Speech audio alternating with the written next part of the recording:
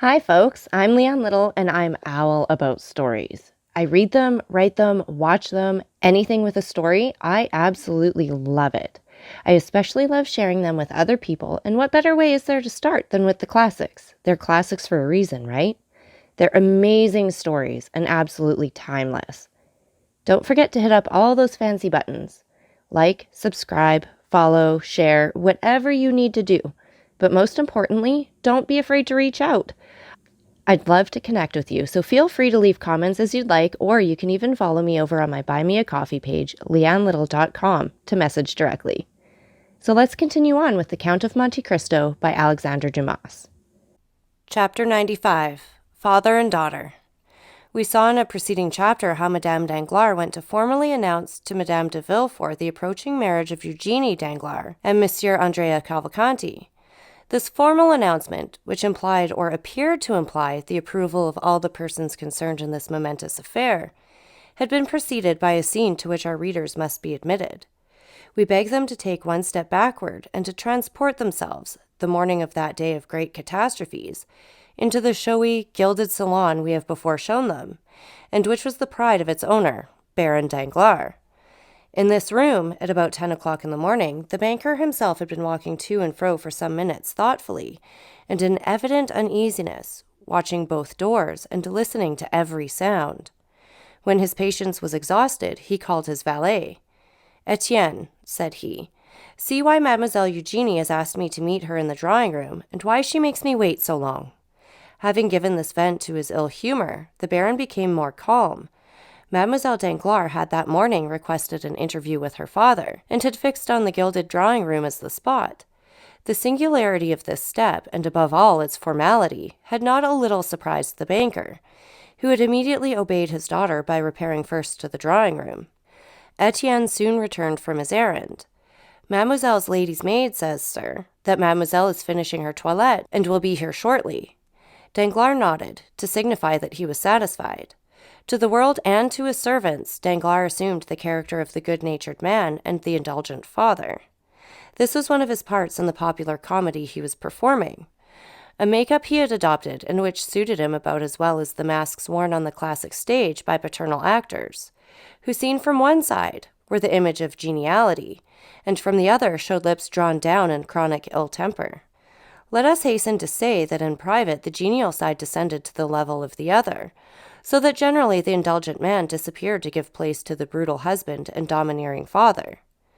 "Why the devil does that foolish girl who pretends to wish to speak to me not come into my study, and why on earth does she want to speak to me at all?" He was turning this thought over in his brain for the 20th time when the door opened and Eugenie appeared, attired in a figured black satin dress, her hair dressed and gloves on, as if she were going to the Italian opera. "Well, Eugenie, what is it you want with me? And why in this solemn drawing-room where the study is so comfortable?" "I quite understand why you ask, sir," said Eugenie, making a sign that her father might be seated. "And in fact, your two questions suggest fully the theme of our conversation. I will answer them both, and contrary to the usual method, the last first, because it is the least difficult. I have chosen the drawing-room, sir, as our place of meeting, in order to avoid the disagreeable impressions and influences of a banker's study. Those gilded cash books, drawers locked like gates of fortresses, heaps of bank bills come from I know not where, and the quantities of letters from England, Holland, Spain, India, China, and Peru have generally a strange influence on a father's mind, and make him forget that there is in the world an interest greater and more sacred than the good opinion of his correspondents. I have therefore chosen this drawing-room, where you see smiling and happy in their magnificent frames, your portrait, mine, my mother's, and all sorts of rural landscapes and touching pastorals. I rely much on external impressions. Perhaps with regard to you they are immaterial, but I should be no artist if I had not some fancies." "Very well," replied Monsieur Danglars, who had listened to all this preamble with imperturbable coolness, but without understanding a word, since, like every man burdened with thoughts of the past, he was occupied with seeking the thread of his own ideas in those of the speaker. "There is, then, the second point cleared up, or nearly so," said Eugenie without the least confusion, and with that masculine pointedness which distinguished her gesture and her language. "And you appear satisfied with the explanation. Let us return to the first. You ask me why I have requested this interview. I will tell you in 2 words, sir. I will not marry Count Andrea Cavalcanti." Danglars leaped from his chair and raised his eyes and arms towards heaven. "Yes, indeed, sir," continued Eugenie, still quite calm. "You are astonished, I see. For since this little affair began, I have not manifested the slightest opposition, and yet I am always sure, when the opportunity arrives, to oppose a determined and absolute will to people who have not consulted me, and things which displease me. However, this time, my tranquillity or passiveness, as philosophers say, proceeded from another source. It proceeded from a wish, like a submissive and devoted daughter. A slight smile was observable on the purple lips of the young girl, to practice obedience. "Well?" asked Danglars. "Well, sir," replied Eugenie, "I have tried to the very last, and now that the moment has come, I feel in spite of all my efforts that it is impossible."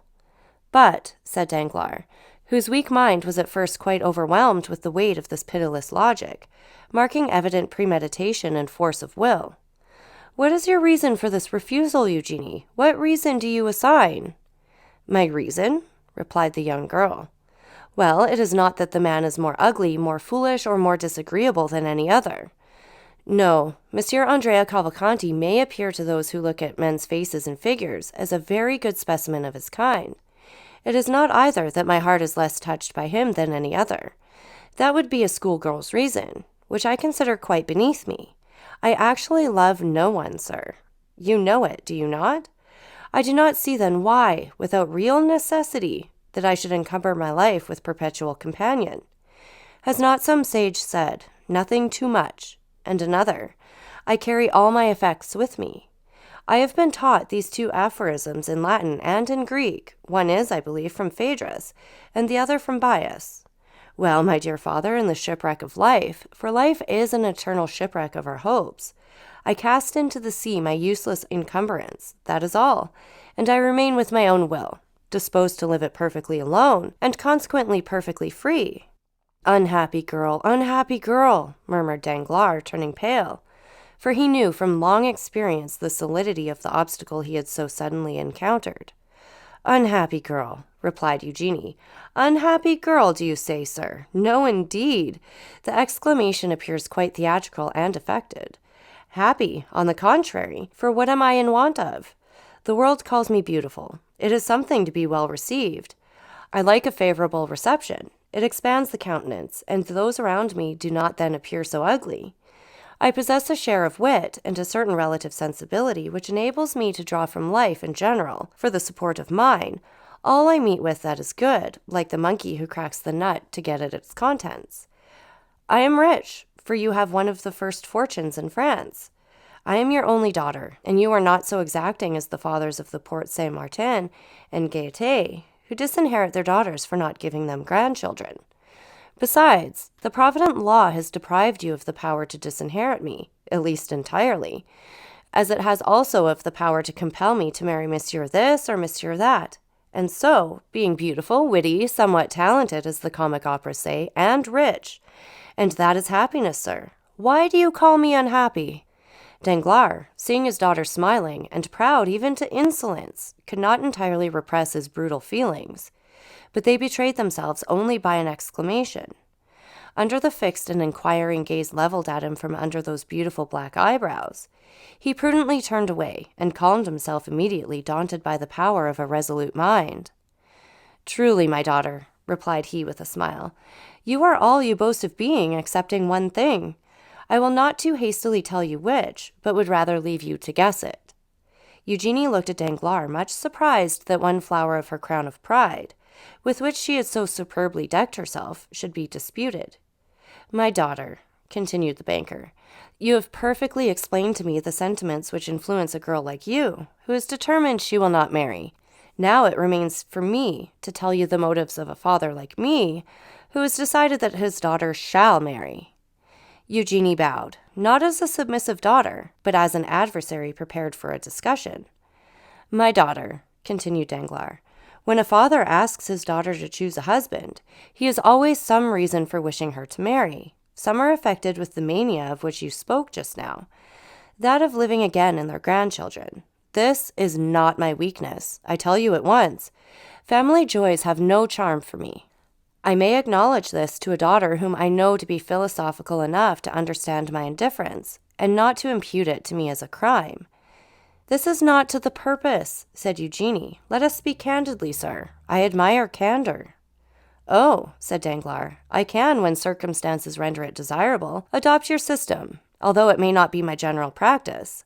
I will therefore proceed. I have proposed to you to marry, not for your sake, for I did not think of you in the least at the moment. You admire candor and will now be satisfied, I hope, but because it suited me to marry you as soon as possible, on account of certain commercial speculations I am desirous of entering into. Eugenie became uneasy. It is just as I tell you, I assure you, and you must not be angry with me, for you have sought this disclosure.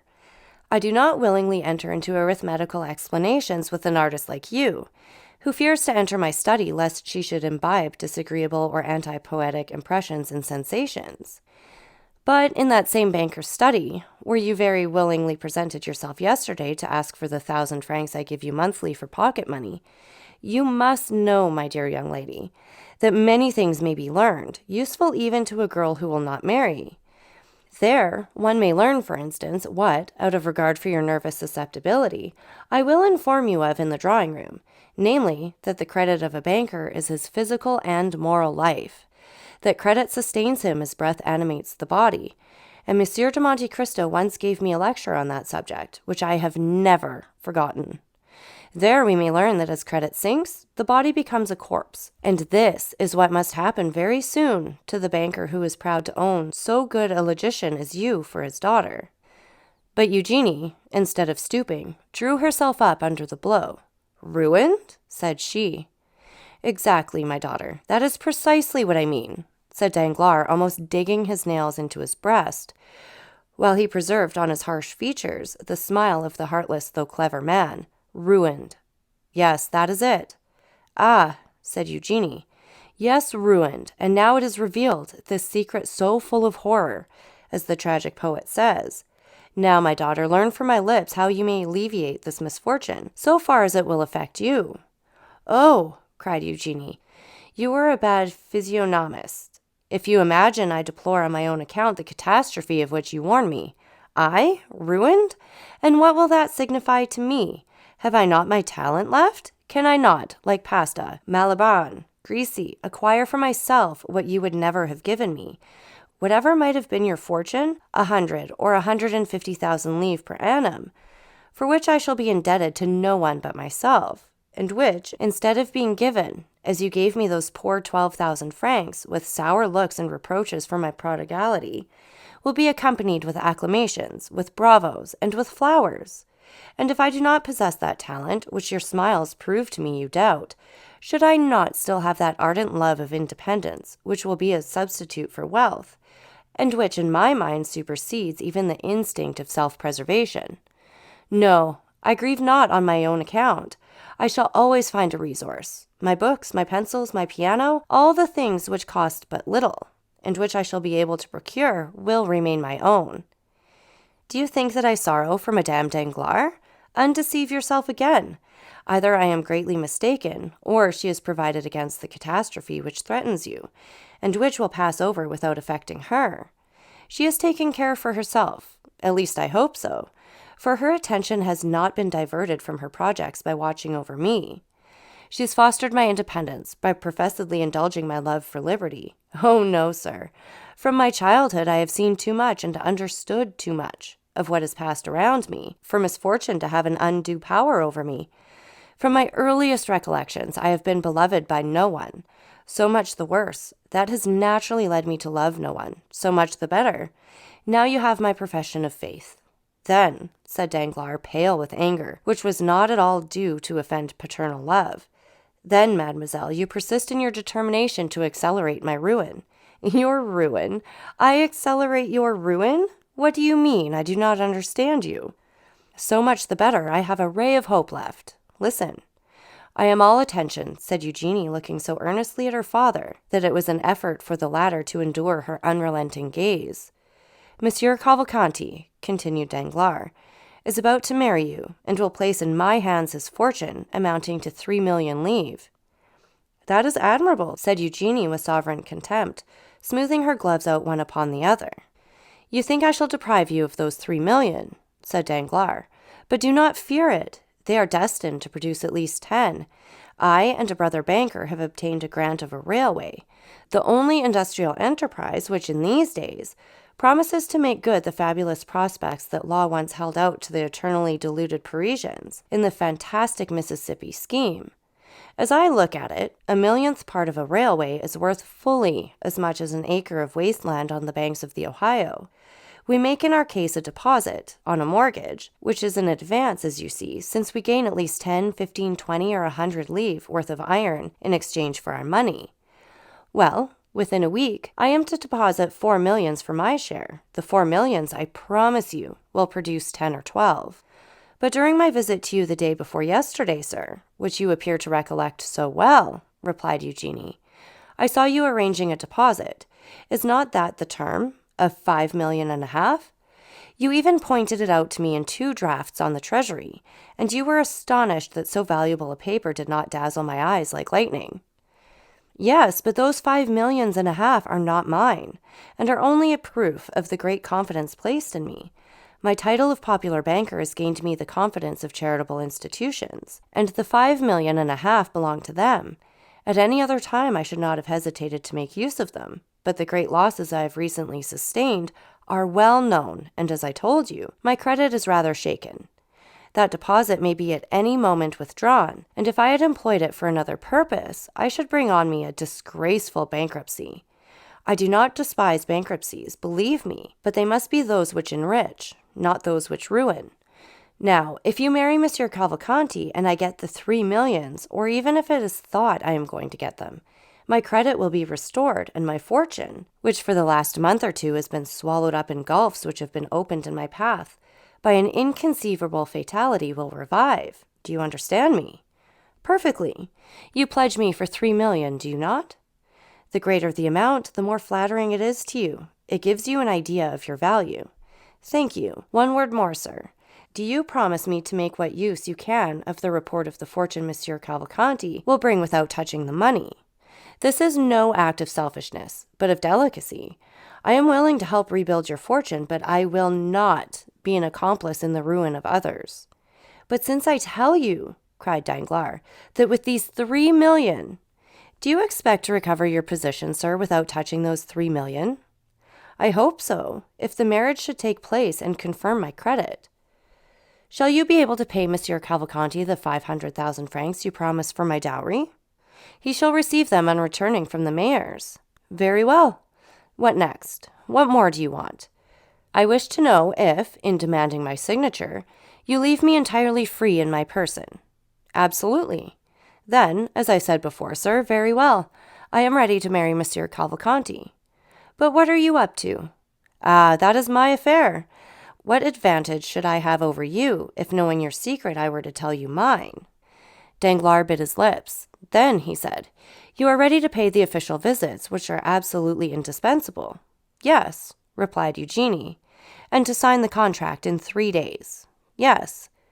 "Then in my turn I also say, very well."